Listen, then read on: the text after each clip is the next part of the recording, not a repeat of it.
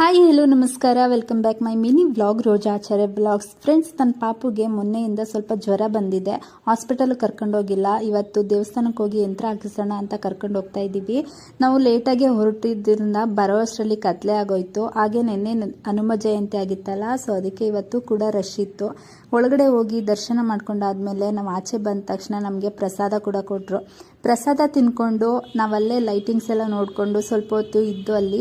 ಅದಾದಮೇಲೆ ಸಂಗೀತ ಕಾರ್ಯಕ್ರಮ ಕೂಡ ನಡೀತಾ ಇತ್ತು. ಅದನ್ನು ನೋಡಿಕೊಂಡು ನನ್ನ ಪಾಪುಗೆ ಟಾಯ್ ತೊಗೊಳ್ಳೋಣ ಅಂತ ಬಂದ್ವಿ.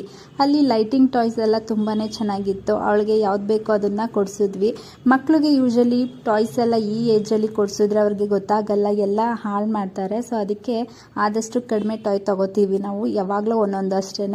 ಅದಾದಮೇಲೆ ಜ್ಯೂಸ್ ಕುಡಿಬೇಕು ಅಂತ ಅನ್ನಿಸ್ತು.